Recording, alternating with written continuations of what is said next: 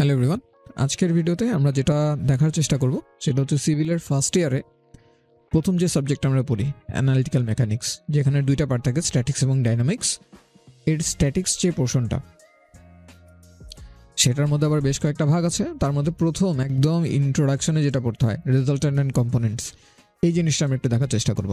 তো এটা হয়তো আমরা অনেকেই পারি, বাট দেখা যায় যে আমাদের যে প্রবলেমগুলো পরীক্ষায় আসে বা যে প্রবলেমগুলো আমাকে অ্যাকচুয়ালি সলভ করতে হবে, সেই ধরনের অঙ্কগুলো করতে গেলে আমরা মাঝে মাঝে একটু সমস্যায় পড়ি।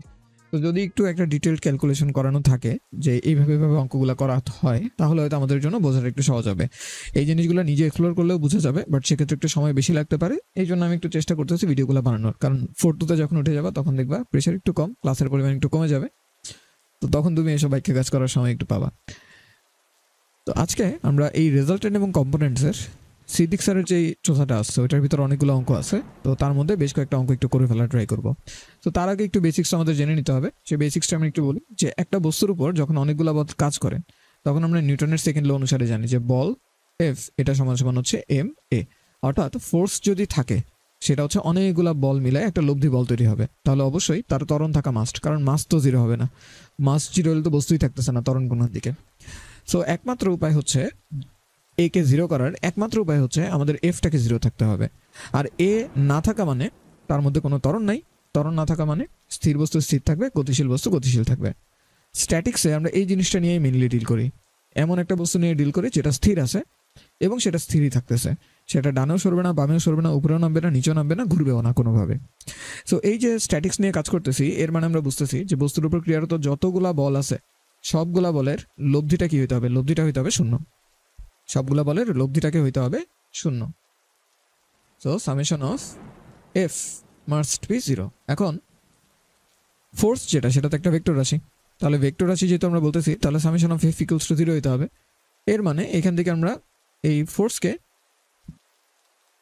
ডিরেক্টলি জিরো না বলে এখান থেকে আমরা তিনটা ব্রাঞ্চ বের করে নিয়ে আসতে পারি। আমরা বলতে পারি যে ফোর্স যেহেতু জিরো, তার মানে এটার এক্স অক্ষ বরাবর কোনো কম্পোনেন্ট নাই, এটার ওয়াই অক্ষ বরাবর কোনো কম্পোনেন্ট নাই, এটার জেড অক্ষ বরাবর কোনো কম্পোনেন্ট নাই। কম্পোনেন্ট মানে হচ্ছে উপাংশ, অনেকগুলা বল কাজ করে সেগুলোকে আমরা টুকরা করতে পারি। তো সেই টুকরাগুলা ভ্যালু জিরো হইতে হবে ইন্ডিভিজুয়ালি, কারণ একটা টুকরার ভ্যালু যদি জিরো না হয় তাহলে তো অবশ্যই ফোর্সটা এক্সিস্ট করতেছে। তো ফোর্সটা এক্সিস্ট করতেছে না, এর মিনিংই হচ্ছে সবগুলা টুকরার ভ্যালু কত হয়ে গেছে? জিরো হয়ে গেছে। তো এই তিনটা জিনিস আমরা এখান থেকে বের করতে পারি। তবে এটাই কিন্তু শেষ না, কারণ এই তিনটার দ্বারা যে জিনিসটা ফিক্সড হইতেছে সেটা হচ্ছে বস্তুটা ডানে যাবে না। এইটা বলতেছে ডানে বামে সরতে পারবে না, কারণ ডানে বামে কোনো ফোর্স নাই। এটা বলতেছে উপরে নিচে উঠতে পারবে না, কারণ উপরে নিচে কোনো ফোর্স নাই। আর এটা বলতেছে যে হার্ড যে অ্যাক্সিসটা আছে সেই অ্যাক্সিস বরাবর সে মুভ করতে পারবে না, কারণ সেদিক বরাবর কোনো ফোর্স নেই। বাট রোটেট যে করতে পারবে না এটা কিন্তু কেউ এখনো বলে নাই। সো রোটেশনটাকে আনার জন্য আমাদের আরেকটা জিনিস এখানে নিয়ে আসতে হয়, সেটা হচ্ছে সামেশন অফ মোমেন্ট জিরো। এই মোমেন্টটা যে কোনো পয়েন্টের রেসপেক্টে করতে পারে, অ্যাট অ্যাবাউট এনি পয়েন্ট, এটার রেসপেক্টে আমাদের মোমেন্টও জিরো হতে হবে। এখন অনেকেরই আবার এই মোমেন্ট জিনিসটা আবার জানা থাকে না, তো মোমেন্টটার কথা আমি একটু বলে দিই তাহলে। এখানে লেটস সে তোমার কাছে একটা লাঠি আছে, এটা হচ্ছে সেই লাঠিটা, আর এটা হচ্ছে একটা পেরাকের মতন চিন্তা করতে পারো, যেখানে হাতুড়ি দিয়ে ঠকঠক করে এই জিনিসটাকে আটকে রাখা হয়েছে। বাট আটকাইছে এমনভাবে যাতে এটা একটু লুজ থাকে। লুজ থাকার কারণে এই যে লাঠিটা আছে এই লাঠিটা এরকম করে ঘুরতে পারে, ঠিক আছে? এই লাঠিটা কি করতে পারে? এরকম করে ঘুরতে পারে। তো এখন এইখানে যদি আমি একটা ফোর্স অ্যাপ্লাই করি, এই ফোর্সটা হচ্ছে লেটস সে 100 কিলো নিউটনসের, তাহলে এই ফোর্সটার কারণে এটা কতটুকু ঘুরবে সেই ঘূর্ণন প্রবণতাটাকে মেজার করার জন্য আমরা মোমেন্ট নামের একটা রাশিকে ব্যবহার করি। তো ঘূর্ণন প্রবণতাটা মাপবো কীভাবে? মাপার জন্য যে রাশিটা আমাদের লাগে সেই রাশিটা হচ্ছে এরকম, যেই বলটা নিয়ে আমরা কাজ করতেছি সেই বলটার ক্রিয়া রেখাটাকে দেখতে হবে। সো এটা হচ্ছে বলটার ক্রিয়া রেখা, আর যে পয়েন্টের রেসপেক্টে বস্তুটা ঘুরতেছে সেটার দিকে তাকাইতে হবে। সেই পয়েন্টটা হচ্ছে কোনটা? আমাদের এই পয়েন্টটা। এটার চারপাশে কিন্তু বনবন করে ঘুরতেছে জিনিসটা। এই পয়েন্ট থেকে এই যে ক্রিয়া রেখা সেটার উপর একদম পারপেন্ডিকুলার একটা লাইন টানতে হবে। সো পারপেন্ডিকুলার লাইন হলো আমাদের এইটা, এইখান থেকে এতটুকুকে আমরা বলবো ডি। এইটুক যদি ডি হয় তাহলে এই যে মোমেন্ট, এই বস্তুটার মোমেন্ট, সেই মোমেন্টটা হবে 100 মাল্টিপ্লাইড বাই ডি, ঠিক আছে? 100 multiplied by D. Let's say আমি ফোর্সটাকে একটু ডিফারেন্ট ডিরেকশনে নিলাম। লেটস সে ফোর্সটা হচ্ছে আমাদের এরকম, সেক্ষেত্রে এইটা আমাদের ভ্যালু 100 নিউটনই আছে, সেক্ষেত্রে আমাদের ডি এর ভ্যালুটা কত হবে? সেটার জন্য আমার কী করতে হবে? এটা ক্রিয়া রেখাটাকে একটু আঁকতে হবে। সো এই হচ্ছে আমাদের ক্রিয়া রেখাটা, এই হচ্ছে আমাদের ক্রিয়া রেখাটা, এটা হচ্ছে আমাদের অ্যাপ্লিকেশন পয়েন্ট, যে পয়েন্টের রেসপেক্টে পুরোটা ঘুরতেছে। সো এই ক্রিয়ার বিন্দু থেকে ক্রিয়া রেখার উপরে আমার একটা লম্ব টানতে হবে। তাহলে এই যে লম্ব দূরত্ব আসলো এখান থেকে শুরু করে এতটুকু পর্যন্ত এইটা হয়ে যাবে তখন আমার ডি, ঠিক আছে। এবং ভ্যালুটা কত হবে 100 ইন্টু ডি এর সমান, 100 ইন্টু ডি এর সমান। এটা তো আসলে আমাদের ভ্যালুটা কত হবে। ভ্যালুর সাথে সাথে আমার আরও একটা জিনিস আছে, সেটাকে আমরা বলি ডিরেকশন। তো এইখানে ডিরেকশনটাকে আমরা ক্লকওয়াইজ অথবা অ্যান্টি ক্লকওয়াইজ এই দুইটা জিনিসের মাধ্যমে ডিফাইন করি। এই যে বস্তুটা বা ফোর্সটা 100 কিলো নিউটন, এই ফোর্সটা কাজ করার কারণে আমার যে বস্তুটা আছে সেই বস্তুটা কিন্তু এমনে করে ঘুরতেছে, রাইট। তো এমনে করে যে ঘুরে, এই ঘূর্ণনটা কিন্তু ঘড়ির কাঁটার দিকে হচ্ছে, এই ঘূর্ণনটা কিন্তু ঘড়ির কাঁটার দিকে হচ্ছে। তো ঘড়ির কাঁটার দিকে হলে আমরা বলি যে এই ফোর্সটার মোমেন্টটা ক্লকওয়াইজে কাজ করতেছে। আবার যদি এই দিক বরাবর একটা ফোর্স থাকতো, সেই ফোর্সটার কারণে বস্তুটা কিন্তু এইভাবে ঘুরবে। দেখেন যখন আমি এই ফোর্সটার কথা ভাবতেছি তখন অন্য সব ফোর্স কিন্তু বাদ, অন্যদের কথা ভাবা যাবে না, জাস্ট ও কী করার চেষ্টা করতেছে এটা দেখতে হবে। তো ও কিন্তু তখন অ্যান্টি ক্লকওয়াইজে ঘোরার ট্রাই করতেছে, রাইট। এইভাবে করে ঘড়ির কাঁটার উল্টা দিকে ঘোরানোর ট্রাই করতেছে। তো তখন এই ফোর্সটার কারণে যে মোমেন্টটা তৈরি হবে সেটাকে আমরা বলবো অ্যান্টি ক্লকওয়াইজ মোমেন্ট। তো এই যে ক্লকওয়াইজ আর অ্যান্টি ক্লকওয়াইজ এটাকে ম্যাথমেটিক্যালি বোঝানোর জন্য আমরা তখন দুইটা সাইন ব্যবহার করি। তো এটা আমাদের চয়েস, আমরা কোনটাকে কী ধরবো। আমি সবসময় ক্লকওয়াইজকে পজিটিভ ধরে কাজ করি। তো সেই হিসেবে এই যে 100 কিলো নিউটনের যে ফোর্সটা আছে সেটার যে মোমেন্টটা, সেটা যেহেতু ক্লকওয়াইজে কাজ করতেছিল, আমি সেটাকে পজিটিভ মোমেন্ট আকারে দেখাইতাম। আর এইখানের যে ফোর্সটা যেটা অ্যান্টি ক্লকওয়াইজে কাজ করতেছিল, এটার মোমেন্টটাকে আমি নেগেটিভ মোমেন্ট আকারে দেখাইতাম। তো এই হচ্ছে বেসিক্যালি আমাদের মোমেন্টের কনসেপ্টটা, যে মোমেন্ট কীভাবে কাজ করে। আচ্ছা, খুব ভালো কথা, মোমেন্টামেন্ট কাজ করতেছে আবিজাবি। এইবার মোমেন্ট আমরা শিখে ফেলছি, ফোর্স আমরা শিখে ফেলছি। এই জিনিসগুলো অ্যাপ্লাই করাটা সরাসরি আসলে ম্যাথ করেই শিখতে হয়। ম্যাথ করা ছাড়া এমনি ভুংভাং করে শিখে আসলে কোনো লাভ নেই। সেই জন্য আমরা সরাসরি একটা অঙ্কের ভিতর চলে যাই এবং অঙ্ক করতে করতে এই জিনিসগুলোকে শিখে ফেলবো যে কী কী ঘটনা ঘটতেছে এখানে। ওকে, সো আমরা প্রবলেমটা একটু দেখি। এইখানে বেসিক্যালি একটা বস্তু আছে, সেই বস্তুটার আউটলাইনটা আমি একটু দেখাই দিই। এইটা হচ্ছে আমাদের বস্তুটা। এই বস্তুটার উপরে বেশ কয়েকটা বল কাজ করতেছে। একটা বল হচ্ছে এদিক বরাবর, ভ্যালু 100 নিউটন। একটা ফোর্স এরকম নিচের দিকে চাপ দিয়ে ধরছে এটাকে, ভ্যালু 200 নিউটন। একটা বল কাজ করতেছে বাম দিকে 500 নিউটনের। একটা বল কাজ করতেছে নিচের দিকে 400 নিউটন। একটা ফোর্স কাজ করতেছে 50 নিউটন উপরের দিকে, আর সেকেন্ডার একটা ফোর্স কাজ করতেছে 300 নিউটন এই ডিরেকশন বরাবর। তো এই সবগুলা বল মিলায়ে একটা লব্ধি তৈরি হবে। তো আমাদের কাজ হচ্ছে এই অঙ্কে সেই লব্ধিটার মান কত সেটা খুঁজে বের করা, ঠিক আছে। লব্ধিটার মান কত সেটা খুঁজে বের করা। প্রথমে বুঝতে হবে এই প্রবলেমটা কিন্তু একটা 2D প্রবলেম, অর্থাৎ এখানে জেড অ্যাক্সিসের কোনো কনসিডারেশন নাই, শুধুমাত্র এক্স অ্যাক্সিস এবং ওয়াই অ্যাক্সিস আছে। 2 নম্বর জিনিস হচ্ছে লব্ধি যখন বের করতে বললো তখন আমাকে ফোর্সের লব্ধি যেমন বের করতে হবে, একই সাথে মোমেন্টের লব্ধি বের করতে হবে। এই অঙ্কটাতে একটা সুবিধা আছে, সেটা হচ্ছে মোমেন্টের লব্ধিটা বের করা লাগবে না আমাদের। কেন লাগবে না? কারণ এখানে যে ফোর্সগুলো আছে তাদের ধারক রেখাগুলোকে যদি আমি ড্র করি, তাহলে দেখেন আমার এই যে রেখাটা আছে, এই যে বলটা, সেটার ধারক রেখাটাকে আমি এভাবে ড্র করতে পারি। দেন এইখানের বলটার ধারক রেখা আমি এভাবে ড্র করতে পারি, যেটা এই ধারক রেখার সাথে কোইনসাইড করতেছে। মানে 300 এবং 200 আসলে একই লাইনের উপরে আছে। 500টার ধারক রেখাটা এরকম যায়, এটা একটা ডিফারেন্ট লাইনের উপর আছে। আর এখানে 50 নিউটন, সেটার ধারক রেখাটা এইভাবে যায়, সেটা একটা ডিফারেন্ট লাইনের উপর আছে। তো লাইনগুলো আলাদা হওয়া সত্ত্বেও সবগুলা ধারক রেখা কিন্তু একটা নির্দিষ্ট পয়েন্টে ছেদ করছে। সো সবগুলা ধারক রেখা যখন একটা নির্দিষ্ট পয়েন্টে ছেদ করে তখন ফোর্সগুলোকে আমরা নাম দেই, এরা হচ্ছে কনকারেন্ট ফোর্স। এটা কি ফোর্স? Concurrent force. এই কনকারেন্ট ফোর্সের স্পেশাল বৈশিষ্ট্য যেটা, সেটা হচ্ছে এদের দ্বারা কোনো মোমেন্ট তৈরি হবে না। এদের দ্বারা কোনো মোমেন্ট তৈরি হবে না, অর্থাৎ সব মিলায়ে আমরা যদি মোমেন্ট বের করি দেখতে পাবো যে মোমেন্টের মানটা কত আসবে? 0 আসবে। লব্ধি মোমেন্ট, সব কিছু যোগ বিয়োগ হাবিজাবি করে যে মোমেন্ট আসবে সে মোমেন্ট আসবে 0। তো যদি কখনো আমরা দেখি যে একটা ফোর্স আছে, বাট সেই সবগুলো ফোর্স একটা কনকারেন্ট সিস্টেমের মধ্যে আছে, সবগুলো ফোর্সের ধারক রেখা একটা পয়েন্ট দিয়ে যায়, সেক্ষেত্রে আমাদের মোমেন্টের রেজাল্টেন্ট বের করে নিয়ে কোনো টেনশন নেওয়া লাগবে না। আমরা ধরে নিতে পারি যে ওখানে মোমেন্টটা নাই, বাকি থাকে কি তাহলে? ফোর্স বাকি থাকে। তো এখন ফোর্সগুলা আবার দুইটা উপাংশ 2D একটা ফোর্স আকারে আছে। যেমন এই ফোর্সটা হচ্ছে একটু বাঁকা করে আছে, এই ফোর্সটা একটু বাঁকা করে, হ্যাঁ এটা পুরোপুরি পিওরলি হরিজন্টাল, এটা পিওরলি ভার্টিক্যাল। বাট ওই দুইটা বাদে বাকি যে চারটা তারা কিন্তু একটু বাঁকা তারা হয়ে আছে। এরকম বাঁকা তারা ফোর্স নিয়ে আমরা আসলে ডিল করি না। সে কারণে আমরা কি করতে চাই, আমরা ফোর্সগুলোকে উপাংশে ভাগ করে দুইটা অক্ষে নিয়ে যেতে চাই, দুইটা ডিরেকশন নিয়ে যেতে চাই। এত ডিরেকশন নিয়ে আমি ডিল করতে পারবো না, আমি জাস্ট দুইটা ডিরেকশনে রাখবো। তো আমি ডিরেকশনগুলোকে একটু দেখাই। এই যে ফোর্সটা আছে এটাকে দুইটা অংশে ভাগ করতে হবে, একটা অংশ হচ্ছে এই দিক বরাবর আর আরেকটা অংশ এই দিক বরাবর। এই ফোর্সটাকে দুইটা অংশে ভাগ করতে হবে, একটা ডান দিকে আর একটা নিচের দিকে। এই ফোর্সটাকে ভাগ করার কিছু নাই, কারণ এটা পুরোটাই বাম দিকে আছে। এই ফোর্সটাকে দুইটা অংশে ভাগ করতে হবে, একটা নিচের দিকে আর একটা বাম দিক বরাবর। এই ফোর্সটা কমপ্লিটলি উপরের দিকে, এটাকে ভাগ করার কিছু নাই। আর এই নিচের যেটা সেটাকে বামে এবং উপরে এই দুইটা ডিরেকশনে ভাগ করতে হবে। ভাগ করলাম, ভালো কথা। ভাগ করার পর এদের মানও তো বের করতে হবে। মান বের করার জন্য আমার হয় এই অ্যাঙ্গেলটা লাগবে, না হলে এই অ্যাঙ্গেলটা লাগবে, ইদার ওয়ান, যে কোনো একটা অ্যাঙ্গেল হইলে আমার হবে। তো অ্যাঙ্গেলগুলো আমাদের জিওমেট্রি থেকে কোনোভাবে বের করতে হবে। এখানে দেখি যে এই অ্যাঙ্গেলটা 30 ডিগ্রি দেওয়া আছে, তাহলে এই অ্যাঙ্গেলটাও নিশ্চয়ই 30 ডিগ্রি হবে।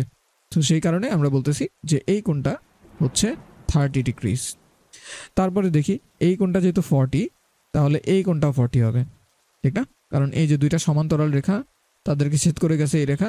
সো এই কোণটা যা, এই কোণটা এক্স্যাক্টলি তাই হবে। সো এটা যদি 40 হয়, এটাও কত হবে? 40 হবে। আমরা কোণটাকে বললাম যে এটা হচ্ছে 40 ডিগ্রি একটা অ্যাঙ্গেল। দেন এই কোণটা যেহেতু 60, তাহলে এই কোণটা অবশ্যই কত হবে? 60 হবে। তাহলে এই কোণটাকে লিখে রাখলাম, দিস ইজ 60 ডিগ্রি অ্যাঙ্গেল। আর দেন এখানে যেহেতু 50, তাহলে এই কোণটাও কত হবে? 50 হবে। So this angle is 50 degree angle. এখন আমরা বলবো যে এক্স অক্ষ বরাবর যতগুলো ফোর্স আছে সবগুলো ফোর্সের আমি লব্ধি বের করতে চাই, এবং এক্স অক্ষ যেহেতু একটা ডিরেকশন ডান বাম, সেক্ষেত্রে লব্ধি বের করার সময় আমার সামুদ্রিক সূত্র লাগবে না, আমি যোগ বিয়োগ দিয়ে লব্ধিটা বের করে ফেলতে পারবো। তো সব কিছু মিলায়ে ডানে বামে কতটুকু ফোর্স আছে সেটা আমরা একটু দেখি। আমরা একটু মার্ক করে ফেলি ফোর্সগুলো কী কী। একটা ফোর্স হচ্ছে এটা ডান দিকে, এইটাও ডান দিকে, এটা কাজ করতেছে বাম দিকে, আর এটা কাজ করতেছে বাম দিকে। আরেকটা ফোর্স আছে এদিকে, which also works in the left right direction. যে 5টা ফোর্স এক্স অক্ষ বরাবর কাজ করতেছে, এদেরকে যোগ বিয়োগ করে আমাদের লব্ধি করতে হবে। সো যোগ বিয়োগ করে যখন লব্ধি করব, তখন যে কোনো একটা ডিরেকশনকে আসলে পজিটিভ ধরে নিতে হবে। তো আমরা ধরলাম যে আমাদের ডান দিকটা হচ্ছে পজিটিভ, আমাদের ডান দিকটা হচ্ছে পজিটিভ।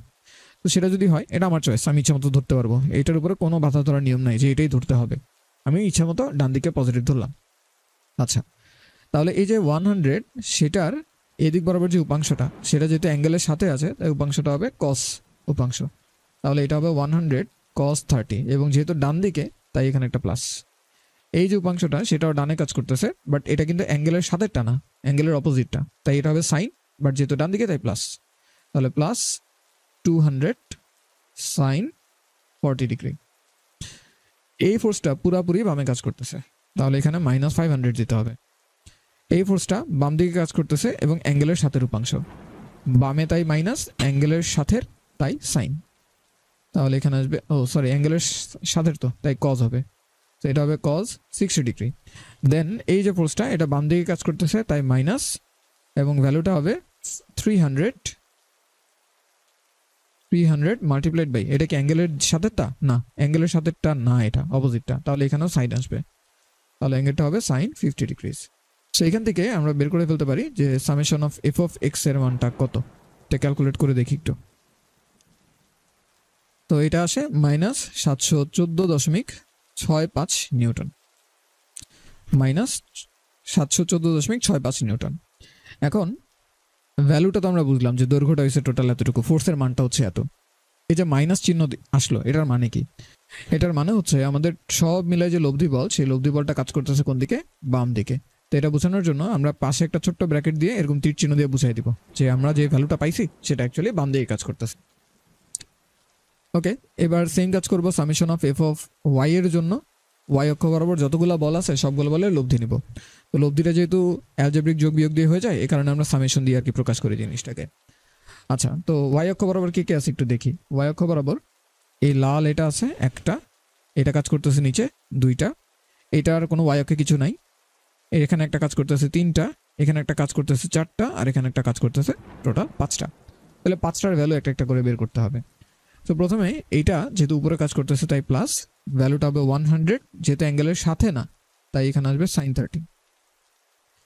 এই ফোর্সটা কাজ করতেছে নিচে, তাহলে -200 ইন্টু অ্যাঙ্গেলের সাথে তাই কস 40। এই ফোর্সটার কোনো উপাংশ নেই, এটাকে লেখার দরকার নেই। এটা কাজ করতেছে নিচের দিকে এবং অ্যাঙ্গেলের সাথে না, নিচের দিকে তাই মাইনাস, অ্যাঙ্গেলের সাথে না তাই সাইন, তাহলে সাইন 60 ডিগ্রি। এই ফোর্সটা পুরোপুরি উপরের দিকে কাজ করতেছে, সো +550, আর এটা উপরের দিকে কাজ করতেছে এবং অ্যাঙ্গেলের সাথে তাই +300 ইন্টু, যেহেতু অ্যাঙ্গেলের সাথে তাই কস 50 ডিগ্রি। তো এখান থেকে আমরা একটু সলভ করে দেখি যে ভ্যালুটা কত আসে, ক্যালকুলেটর হিসাব করব। তো এটা আসে -206.78 নিউটন। এখানেও মাইনাস মানে কি? মাইনাস মানে আমি ওয়াই এর যে ডিরেকশনটা প্লাস ধরছি এটা প্লাসের দিকে আসে না, এটা উল্টা দিকে আসছে। সো উল্টা দিকে যেহেতু আসছে তাই আমি এখানে নিচের দিকে একটা ডিরেকশন ধরে নিব, ঠিক আছে? নিচের দিকে ধরে নিলাম, দেখাই নিলাম। তো এই হয়েছে আমাদের যতগুলা বল আছে সবগুলার এক্স অক্ষ বরাবর কতটুকু কাজ করতেছে আর ওয়াই অক্ষ বরাবর কতটুকু কাজ করতেছে। তাহলে এদেরকে নিয়ে আমি এখন একটা ছবি এঁকে ফেলতে পারি। ছবিটা হচ্ছে কি, আমার যে লব্ধি বলটা, সেই লব্ধি বলটার একটা অংশ কাজ করতেছে বাম দিকে, একটা অংশ কাজ করতেছে এইরকম বাম দিকে। এই অংশটার ভ্যালু হচ্ছে 714.65 নিউটন। আর আরেকটা অংশ কাজ করতেছে এক্স্যাক্টলি নিচের দিকে, খাড়া নিচের দিকে, ভ্যালুটা হচ্ছে 206.78। তাহলে লব্ধিটা নিশ্চয়ই এদের দ্বারা গঠিত যে সামান্তরিক, সেই সামান্তরিকের কর্ণ বরাবর হবে। সো এই ডিরেকশন বরাবর আমাদের লব্ধিটা হবে। এইখানের যে কোণটা, সেই কোণটা হচ্ছে 90 ডিগ্রি। আর লেটস সে আমি লব্ধির যে ডিরেকশনটা, সেই ডিরেকশনটা বলতে চাই 714 সাথে কত কোণ তৈরি করছে সেটা। তো লব্ধিটাকে যদি আমি আর দিয়ে প্রকাশ করি তাহলে এখানে আর এর মান বের করার জন্য এতক্ষণ পিথাগোরাস ইউজ করলেই হবে। আমরা 9 10-এর সামান্তরিক সূত্র শিখে আসছি, বুঝতেছি যে 90 ডিগ্রি হলে পিথাগোরাস দিয়ে কাজ হয়ে যায়, অন্য কিছু লাগে না আর। তো 714.65 সেটার উপর স্কোয়ার, আর এখানে 206.78 সেটার উপরে স্কোয়ার বসাইলাম। আর থিটা বের করার জন্য ট্যান ইনভার্স করব, যার সাথে কোণ উৎপন্ন করছে তাকে একলা বসাই দিব, সেটা হচ্ছে কত 714। এখানে আবার সাইন ট্যান বসাতে চাই না, আমি ছবি কিন্তু দেখাই বলছি অলরেডি। এগুলো এখন জাস্ট একটা দৈর্ঘ্য, আর কিছু না। আর উপরে আসবে 206.78। তো এই দুইটা ভ্যালুকে ক্যালকুলেটরে হিসাব করে নিলেই আমার অঙ্ক কিন্তু শেষ। √714.65 স্কোয়ার প্লাস 206.78 স্কোয়ার, এটা হিসাব করলে রেজাল্ট আসে 743.96। আর অ্যাঙ্গেলটা যদি ক্যালকুলেট করি, ট্যান ইনভার্স 206.78 ডিভাইডেড বাই 714.65, এটা আসে 16.14 ডিগ্রি। সো এই হচ্ছে আমাদের লব্ধি, এই 6টা বলে লব্ধি, এবং সেই লব্ধিটা কোন দিকে কাজ করতেছে আমরা বুঝতে পারতেছি। এক্স অক্ষের নেগেটিভ দিকের সাথে অ্যান্টি ক্লকওয়াইজে 16.14 ডিগ্রি কোণে কাজ করতেছে। বাট এই কথাগুলো আমার লেখা লাগবে না, কারণ আমি ছবিতে দেখাই দিছি। তো এই হচ্ছে আমাদের প্রথম অঙ্ক, যেখানে আমরা অনেকগুলো বল কাজ করতেছিল একটা বস্তুর উপর, তার রেজাল্টেন্টটা কিভাবে বের করতে হয় সেটা দেখতেছি, ঠিক আছে? রেজাল্টেন্টটা কিভাবে বের করতে হয় সেটা দেখতেছি। তো যেহেতু রেজাল্টেন্ট আছে, এই বস্তুটা কিন্তু স্ট্যাটিক্সে নাই, এটার অবশ্যই একটা ত্বরণ আছে। এই বস্তুটাই নিচের দিক বরাবর দৌড় দেওয়া শুরু করবে, তার ত্বরণটা আমরা বের করতে পারবো যদি তার মাসটা দেওয়া থাকে। সো এটা কিন্তু এখনো স্ট্যাটিক্সের কোনো প্রবলেম হয় নাই, জাস্ট অনেকগুলো বলে লব্ধি কেমনে বের করতে হয় সেটা আমরা দেখলাম। তো ফেরিজের বইতে এরকম আরও বেশ কয়েকটা প্র্যাকটিস প্রবলেম তোমরা দেখবা, তো ওই প্র্যাকটিস প্রবলেমগুলো একটু সলভ করে নিও, ঠিক আছে? তাহলে এটা প্র্যাকটিসটা মোটামুটি হয়ে যাবে। এবার আমরা পরের টপিকটা একটু দেখি কি আছে সেখানে। ওকে, তো এটা হচ্ছে আমাদের সেকেন্ড কোয়েশ্চেনটা। এই কোয়েশ্চেনটার ভিতরে বেশ কয়েকটা নতুন জিনিস আছে যেটা আগের প্রশ্নটাতে ছিল না। প্রথম জিনিসটা হচ্ছে এখানে যে ফোর্সটা দেখানো হয়েছে সেই ফোর্সটার ইউনিটটা একটু ডিফারেন্ট। এই ইউনিটটাকে আমরা বলি পাউন্ড, ঠিক আছে? এটাকে আমরা বলি পাউন্ড। তো পাউন্ড মানে হচ্ছে 1 LB। পাউন্ডের সাথে সরাসরি আমাদের ফোর্সের একটা রিলেশনশিপ আছে। আমরা মনে রাখবো যে পাউন্ড হচ্ছে একটা ছোট ইউনিট, পাউন্ড হচ্ছে একটা ছোট ইউনিট, অনেকগুলা পাউন্ড মিলে পরে 1 কিলো নিউটন হবে। তো এই জন্য যেহেতু দশমিক সংখ্যা আনতে চাচ্ছি না, আমি একটু ডিফারেন্টভাবে বলি যে 1 নিউটন এটা মানে হবে 4.44 পাউন্ড, 4.44 LB। তো এই জিনিসটাকে মনে রাখো যে 1 নিউটন সমান সমান কত হবে, 4.44 LB এর সমান, যদি কখনো লাগে আর কি, 4.44 LB এর সমান। এলবির কিন্তু আবার দুইটা জিনিস আছে, একটা হচ্ছে এলবি দ্বারা ফোর্সও বোঝায় অনেক সময়, আবার এলবি দ্বারা মাসও বোঝায় অনেক সময়। তো যখন ওরা মাস বুঝাইতে চায় তখন আসলে এই নিউটনের সাথে রিলেশনশিপটা থাকবে না, তখন কেজির সাথে রিলেশনশিপ হবে। সো সেটাও আমাদের একটু জানা দরকার যে 1 কেজি মানে আসলে কত পাউন্ড। সেটা প্রবাবলি 2.2 পাউন্ডের মতন। আমি একটু চেক করে দেখি। ওকে, সো আমি চেক করলাম, চেক করার পর পাইলাম হ্যাঁ ঠিক আছে, যেটা বলছি ওইটাই কারেক্ট। তো মনে রাখবা যে পাউন্ড দ্বারা অনেক সময় ফোর্সও বোঝায়, তো যখন ফোর্স আকারে দেখাবে তখন কনভার্সন ফ্যাক্টর হচ্ছে এটা। আর অনেক সময় মাসও বোঝায়, তো যখন মাস আকারে বোঝাবে তখন কনভার্সন ফ্যাক্টর হচ্ছে এটা। এটা ওদের ইউনিটগুলোকে প্রকাশ করার একটা ওয়ে আর কি। এখন আমাদের কিছু করার নেই, ওরা এরকম ভুকিচুকিভাবে জিনিসগুলো ইউজ করে। যাই হোক, তো এখানে প্রথম জিনিসটা আমরা একটু ক্লিয়ার করলাম যে এখানে ইউনিটটা কি দিছে। তো এখানে যেহেতু ফোর্স আকারে দেখাইতেছে তাই আমাদের ফোর্সেরটা রেলেভেন্ট যদি আমরা নিউটনে নিতে চাই, বাট মোস্ট প্রবাবলি এখানে নেওয়া লাগবে না। যাই হোক, এটা পরের বিষয়। এরপরে কোয়েশ্চেনটাতে বলে দিছিল যে এখানে বস্তুটার উপর তো 20 নিউটনের একটা বল কাজ করতেছে এই দিক বরাবর। এদিক বরাবর 20 নিউটনের একটা বল কাজ করতেছে, আর বস্তুটার নিজস্ব একটা ওজন আছে, সেই ওজনটা কাজ করতেছে এদিক বরাবর। তো ওজনটা হচ্ছে 10 পাউন্ডের, আর যে বলটা কাজ করতেছে সেটা হচ্ছে 20 পাউন্ডের। এই বলগুলা কাজ করার পরেও বস্তুটা এখানে জায়গায় স্থির দাঁড়ায় আছে। বস্তুটা কি আছে? জায়গায় স্থির দাঁড়ায় আছে, অর্থাৎ সে এখন একটা স্ট্যাটিক কন্ডিশনে আছে। স্ট্যাটিক কন্ডিশনে আছে। তো স্ট্যাটিক কন্ডিশনের থাকার জন্য শর্ত কি? শর্ত হচ্ছে তাকে 3টা জিনিস মানতে হবে। যেহেতু এটা একটা 2D প্রবলেম, তাহলে আমরা বলবো যে এক্স অক্ষ বরাবর কোনো বল থাকতে পারবে না, কারণ বল যদি থাকতো তাহলে এক্স অক্ষ বরাবর মুভ করতো ডানে বামে। তো এক্স অক্ষ বরাবর কোনো বল থাকতে পারবে না। সেকেন্ড শর্তটা হচ্ছে ওয়াই অক্ষ বরাবর কোনো বল থাকতে পারবে না, অর্থাৎ উপরে নিচে সে উঠানামা করতে পারবে না। ওয়াই অক্ষ বরাবর সবগুলো বল মিলে লোভ দিয়ে আলটিমেটলি কত হইতে হবে? 0 হইতে হবে। থার্ড জিনিস, এটা ঘুরতে পারবে না, কোনোভাবে মোচড় টোচর খাইলো এরকম হইতে পারবে না, অর্থাৎ সব মিলে তার মোমেন্ট যেটা, সেই মোমেন্টটাকে 0 হইতে হবে। সো যদি এই বস্তুটা স্ট্যাটিক্সে থাকতে হয় তাহলে তাকে এই 3টা শর্ত মানতে হবে। ওকে, তো এই জিনিসটায় আমি একটু পজ করছিলাম, তো কি জিনিস যে কথা বলতেছিলাম ভুলে গেছি। এনিওয়ে আমি আবার বলি যে স্ট্যাটিকের ক্ষেত্রে তাহলে কি হবে, যে এক্স অক্ষ বরাবর 0 থাকতে হবে, ওয়াই অক্ষে 0 থাকতে হবে এবং মোমেন্ট 0 হইতে হবে। সাথে সাথে এখানে যেহেতু বস্তুটা এইরকম একটা জায়গায় এরকম আটকানো আছে, দেখো এখানে একটা দেয়াল, দৃঢ় একটা দেয়ালের মতন আছে, আর এখানে একটা দেয়াল আছে। তো যখনই এই বস্তুটার উপর ফোর্স কাজ করতেছে, বস্তুটা তো মুভ করার কথা বামে, ঠিক না? বাম দিকে মুভ করার কথা, বাট বামে মুভ করতে পারতেছে না কেন? কারণ দেয়ালটা এই বস্তুটাকে একটা ধাক্কা দিতেছে। এটাকে আমরা বলি তলের প্রতিক্রিয়া। তো এই তলের প্রতিক্রিয়াটা সবসময় তলের উপর লম্ব বরাবর কাজ করবে, অলওয়েজ। এটা সবসময় তলের উপর কি করবে? লম্ব বরাবর কাজ করবে। সো এই যে কন্ট্যাক্ট পয়েন্ট, এই কন্ট্যাক্ট পয়েন্টে তলের উপর লম্ব বরাবর একটা ফোর্স কাজ করতেছে। এটা হচ্ছে আমাদের রিয়াকশন অ্যাট এ পয়েন্ট। এখানে একটা রিয়াকশন ফোর্স কাজ করতেছে তলের উপর লম্ব বরাবর, এটা হচ্ছে রিয়াকশন অ্যাট বি পয়েন্ট। তো সব মিলায়ে এখানে টোটাল 4টা বল কাজ করতেছে বস্তুটার উপর। বস্তুটা কাকে বল দিচ্ছে এটা আমার দেখার বিষয় না, আমার দেখতে হবে বস্তুটার উপরে কি কি বল কাজ করতেছে। তো বস্তুটার উপর কিন্তু এই 4টা বল কাজ করতেছে ইন টোটাল। তো এই 4টা বলের ক্রিয়ায় সব মিলায় বস্তুটা কি আছে? স্থির আছে। কোয়েশ্চেন করছে এই আর এর ভ্যালু, এই আর বি এর ভ্যালু, এই দুইটা আমাকে বের করে দিতে হবে। তো বের করার জন্য আমার দুইটা ইকুয়েশন লাগবে। ইকুয়েশনগুলো দেখো এই যে এই জায়গাটাতে আছে, ঠিক আছে? সো আমরা এই ইকুয়েশনগুলোকে এখন একটু ব্যবহার করা শিখবো। তার আগে এই যে 20 পাউন্ডকে দুটো অংশে ভাগ করতে হবে, একটা অংশ এদিক বরাবর আর একটা অংশ এদিক বরাবর। এই অ্যাঙ্গেলটা যেহেতু 30, তাহলে অবশ্যই এই কোণটাও কত হবে? 30 হবে। তো এই অ্যাঙ্গেলটাকে 30 দিয়ে দিলাম। এখন আমরা জানি যে ইকুইলিব্রিয়ামের সূত্র অনুসারে summation of F of x must be equals to 0। So x অক্ষ বরাবর কি কি বল আছে আমরা একটু দেখি। এই যে এখানে 20 পাউন্ডের একটা ফোর্স, সেটার একটা উপাংশ বাম দিক বরাবর আছে। তো যেহেতু বামে তাই মাইনাস, ভ্যালুটা হচ্ছে 20, অ্যাঙ্গেলের সাথে তাই কস, তাহলে কস 30 ডিগ্রি। আরবি যেটা সেটা ডান দিক বরাবর আছে, তো যেহেতু ডানে তাই প্লাস, আর উপাংশ করার কিছু নেই, পুরাটাই হরিজন্টালে আছে। সো ডান দিক বরাবর প্লাস, সব কিছু মিলাই আসে 0। এখান থেকে আমরা আর বি এর ভ্যালু বের করে ফেলতে পারবো। আরবি সমান সমান আসবে 20 cos 30। 20 cos 30, সেটা আসে কত? 10√3 নিউটন। 10√3 নিউটন তো না, এটা পাউন্ডে আসছে। সো এলবি দিয়েও লেখা যায়, অথবা এরকম হ্যাশট্যাগ চিহ্ন দিয়েও লেখা যায়, both means pound. Second, summation of F of Y, এটাও 0 হইতে হবে মাস্ট। এটা যদি 0 হয় তাহলে ওয়াই অক্ষ বরাবর কি কি বল আছে দেখি। ওয়াই অক্ষ বরাবর এই যে আর এ আছে একটা উপরের দিকে, তো এই আর এ হচ্ছে টপে কাজ করতেছে। 10 পাউন্ডের একটা ওজন কাজ করতেছে নিচের দিকে, তো যেহেতু নিচের দিকে তাই মাইনাস, আর ভ্যালুটা হচ্ছে কত? 10।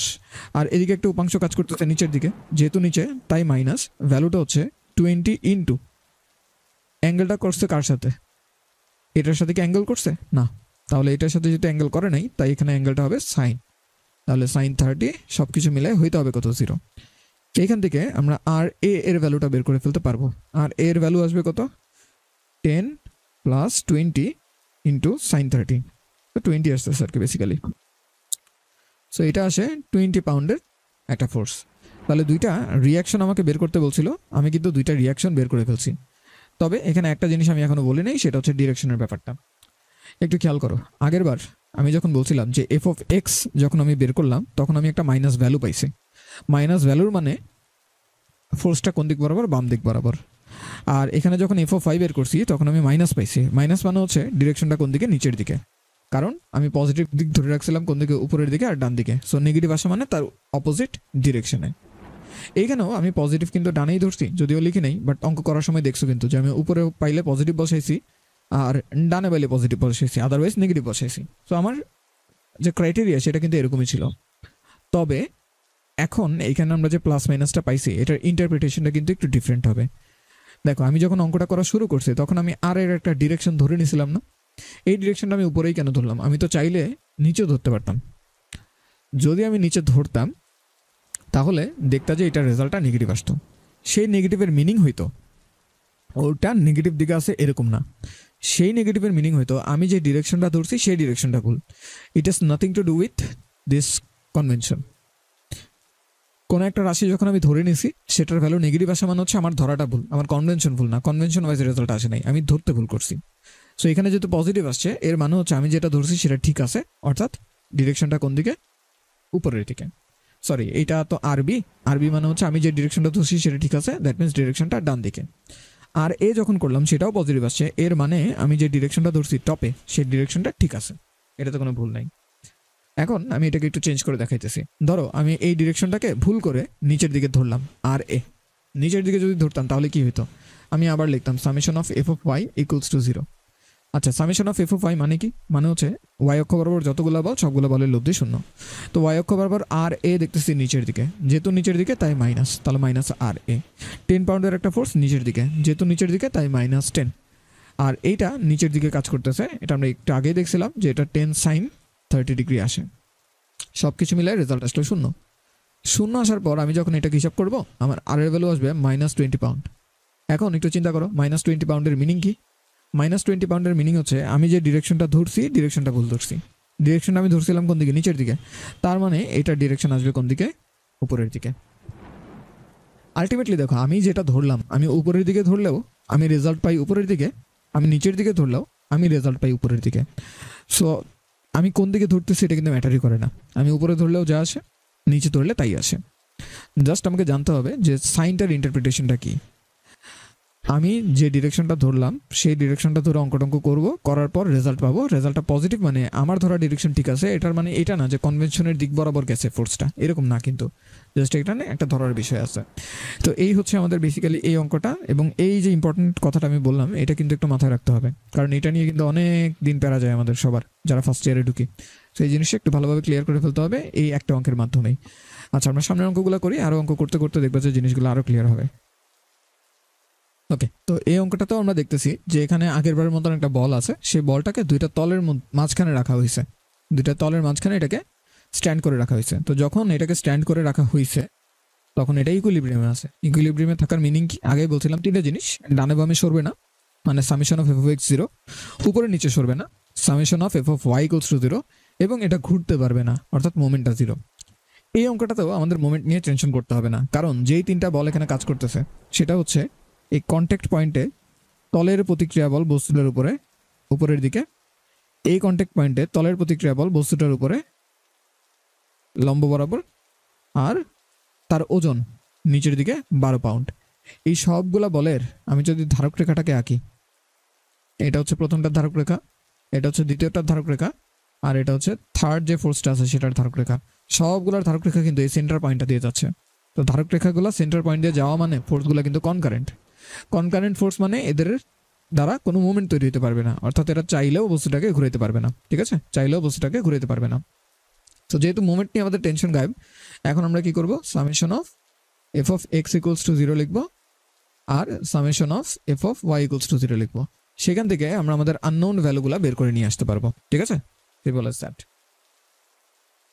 এখন প্রবলেমটা হয়েছে আমাদের এখানে আর এ আর আরবি যে আমরা বের করবো, বের করার জন্য আমাদের উপাংশে টুপাংশে ভাগ করে অনেক বিশাল ক্যাচাল করতে হবে। তো আমরা কি করবো, এখানে এক্স অক্ষ ওয়াই অক্ষটাকে একটু ডিফারেন্টলি ধরবো। খেয়াল করো আমি এক্স অক্ষ ওয়াই অক্ষ কীভাবে ধরতেছি। আমার এই যে ডিরেকশনটা, এই ডিরেকশনটা এই দিক বরাবর আছে, রাইট? এরকম করে একটা ডিরেকশন আছে, আর এটার যে ক্রিয়ারেখাটা সেটা এরকম একটা দিক বরাবর গেছে। আমি একটু দেখতে যাচ্ছি এদের মধ্যবর্তী কোণটা কত। যদি ভাই কোনোভাবে 90 ডিগ্রি হয় তাহলে কিন্তু অনেক সুবিধা, যদি কোনোভাবে 90 ডিগ্রি হয় তাহলে কিন্তু অনেক সুবিধা। আমি একটু পরে 90 ডিগ্রি না হলে কি করতে হবে সেটাও বলবো, বাট তুমি যদি খেয়াল করো তুমি দেখতে পাবা যে এদের মধ্যবর্তী কোণটা আসলে 90 ডিগ্রি। কীভাবে বুঝলাম? দেখো এই কোণটা কত? 30, রাইট? এই কোণটা হচ্ছে 30, এই কোণটা কত? 60। তাহলে মাঝখানের কোণটা কত? এটা কি 90 হইতে বাধ্য না? অবশ্যই 90 হইতে বাধ্য, কারণ 180 থেকে 90 বাদ দিলে 90 থাকে। তো এটা যদি 90 হয় তাহলে এই রেখার উপরে যে আমি যে লম্বটা টানছি সেই লম্বটাও কিন্তু এইরকম 90 ডিগ্রিতে আছে। এই কোণটাও কিন্তু কিসে আছে, 90 ডিগ্রিতে আছে। তাহলে এই যে একটা চতুর্ভুজ, সেই চতুর্ভুজের 4টা কোণের 3টা কোণে 90, তাহলে অন্যটা কিন্তু 90 হতে বাধ্য, উপায় নেই কোনো 90 হওয়া ছাড়া। তো যেহেতু 90 হয়ে গেছে, তাই আমি কি করব, এই দিকের যে ডিরেকশনটা, সেই ডিরেকশনটাকে বলতেছি পজিটিভ এক্স, এবং এই দিকের যে ডিরেকশনটা, এটাকে আমি বলতেছি পজিটিভ ওয়াই। ঠিক আছে, পজিটিভ এক্স আর পজিটিভ ওয়াই, এটা আমরা ধরে নিলাম। তো বাকি থাকে কি, বাকি থাকে 12 পাউন্ডের যে ফোর্সটা আছে সেটাকে দুটো অংশে ভাগ করে ফেলার। তো একটা অংশ ভাগ করলে এদিক বরাবর আসবে, আরেকটা অংশ ভাগ করলে এদিক বরাবর আসবে। So we need an angle, একটা অ্যাঙ্গেল আমার দরকার। অ্যাঙ্গেলটা আমি পাবো কিভাবে? সো অ্যাঙ্গেলটার জন্য খেয়াল করো, এই যে লাইনটা, এটা একটা সমান্তরাল লাইন খুঁজো এখানে কোথাও। এটা একটা সমান্তরাল লাইন খুঁজো। তো আমি এখানে দেখো একটা সমান্তরাল লাইন খুঁজে পেয়েছি, এই যে সমান্তরাল লাইন। ঠিক আছে, সমান্তরাল লাইন খুঁজে পেয়েছি। তাহলে এইখানের যে কোণটা তৈরি হবে আর এইখানে যে কোণটা তৈরি হবে, সেই দুটা মাস্ট বি ইকুয়াল, সেম হইতেই হবে। এই কোণটা কত, এটা বের করি এখন। এই কোণটা, সেটা বের করতে এই ত্রিভুজটার দিকে তাকাও। এই ত্রিভুজের এই কোণটা 60, এটা যদি 60 হয় তাহলে এটা অবশ্যই 30, এটা যদি 30 হয় তাহলে এটা অবশ্যই 30 হবে, বিপ্রতীপ কোণ। এটা যদি 30 হয় তাহলে এটাকে কত হইতে হবে, 60 হইতে হবে। আর এটা যদি 60 হয় তাহলে এটা কিন্তু 60 হওয়া ছাড়া কোনো উপায় নেই। আরেকবার বলি পুরাটা।